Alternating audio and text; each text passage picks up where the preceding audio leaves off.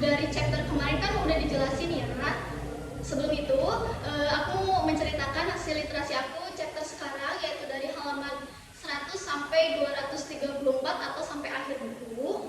Nah, kemarin kan sudah diceritakan kalau misalnya si Brida ini kan udah balik ke kota dari ujian malam kelam itu. Nah, di kota ini Brida itu bertemu seorang ahli sihir lagi yang bernama Wika. Wika ini dia seorang ahli sihir, suka membaca kartu tarot. Nah, di situ Brida itu Brida itu meminta untuk si Wika ini mengajarkan dia caranya untuk membaca kartu tarot tersebut. Nah, ternyata si Brida ini udah punya pacar yang bernama Lawrence. Lawrence di sini itu pria yang soft spoken, terus green flag abis. Habis itu semua love language-nya diborong sama si Lawrence ini. Ya intinya sih pria idaman gitu ya. Terus setelah itu si Brida ini balik nih ke hutan untuk mencari si Sang Magus. Nah, pada chapter kali ini Brida ini meminta diajarkan pada Sang Magus itu bagaimana sih caranya untuk mencari pasangan jiwa gitu kata dia. Terus si Sang Magus ini menjawab, katanya kalau kamu ingin mencari itu, kamu cari setitik cahaya di pundak kiri pria. Jika pria itu mempunyai titik cahaya itu, berarti itu pria atau pasangan jiwa yang Brida cari gitu. Tapi omong-omong, yang paling gongnya di sini ternyata si Brida dan si Sang Magus ini dari awal mereka bertemu, mereka ini sudah saling cinta. Terus kan udah berbulan-bulan bertemu gitu ya, terus berbulan-bulan pisah, balik lagi ke hutan. Terus ternyata tuh si Sang Magus sama si Brida ini jadi menjalin hubungan romansa gitu loh. Tapi kan si Brida ini punya pacar ya tadi, si Lawrence itu yang soft spoken abis itu. Tapi dia masih bisa menjalin asmara sama si Sang Magus ya, kalau Gen Z sekarang bilangnya kan HTS ya gitu. Nah, jadi si Brida ini punya pacar si Lawrence itu dan punya HTS si Sang Magus ini gitu. Nah, setelah bertanya ilmu pasangan jiwa itu kepada Sang Magus, si Brida ini balik lagi nih ke kota gitu kan. Terus beberapa bulan kemudian Brida ini bertemu lagi dengan si Wika tadi, si ahli sihir tarot gitu ya. Terus si Wika ini di sini mengajarkan satu ilmu sihir kepada si Brida ini.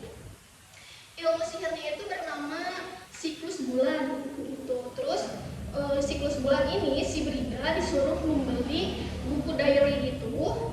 Dia disuruh menulis, terus suruh menstempel tulisannya dengan stempel bulan gitu. Nah, selain itu si Wika ini menyuruh si Brida memasang atau menyiapkan lilin di sudut rumahnya beserta patung yang tidak boleh mati dari pagi sampai malam selama berbulan-bulan gitu. Terus setelah itu si Brida ini kan kayak apa ya, kalau Gen Z itu bilangnya labil ya, labil antara dia tuh harus milih HTS-nya si Sang Magus ini atau pacarnya si Lawrence ini. Nah, setelah berbulan-bulan dia bergelut dengan kepalanya sendiri gitu, harusnya nih aku nih memilih siapa ya. Dia tuh sebenarnya cinta banget gitu sama si Sang Magus, karena ya sefrekuensi lah ya dibilangnya, kan sama-sama suka sihir. Si Sang Magusnya ahli sihir, si Bridanya juga suka sihir gitu kan. Nah, selama di chapter-chapter itu endingnya Brida ini memahami gitu ya, kalau misalnya semua ilmu sihir ini atau semua kehidupan ini tuh bukan tentang sihir doang atau sama cinta sejati gitu loh, tapi Brida ini bisa menemukan jati dirinya dalam perjalanannya mencari jati diri dan ilmu sihir gitu. Terus dari masa-masa labilnya itu, akhirnya si Brida ini memilih si Lawrence, pacarnya tadi yang soft spoken itu. Kenapa milih Lawrence? Karena sebenarnya Brida ini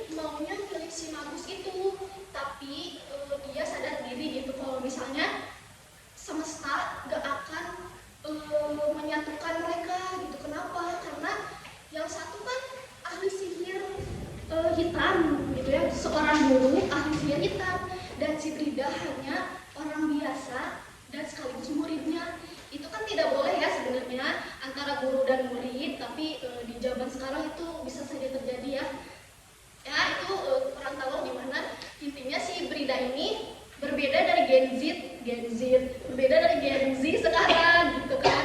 Kalau Gen Z kan biasanya milih HTS antara HTS atau mantan gitu kan, atau enggak milih HTS antara HTS sama pacar gitu. Nah si Gen Z ini kan biasanya milihnya HTS karena bisa bebas gitu kan. Nah kalau si Brida ini dia kebalikannya, dia memilih pacarnya dibanding HTS-nya itu ya, karena emang alam semesta nggak bisa nyatuin mereka gitu loh. Nah jadi tradisi bulan dan matahari di sini, Brida ini bisa menerima kekuatan batin dan emosional dan juga kekuatan spiritualnya dia gitu. Ending dari buku ini, Brida ini bukan hanya memilih pria saja, tapi si Brida ini menemukan keseimbangan antara cinta, takdir, dan kesadarannya sendiri, atau apa tuh namanya, sadar diri gitu dianya gitu. Nah untuk teman-teman semua yang nonton video ini dan yang di dalam kelas yang suka dalam ilmu sihir atau fiksi-fiksi gitu, terus yang masih mencari cinta sejati atau pasangan jiwa, aku rekomendasiin kalian baca buku ini deh. Ini seru banget.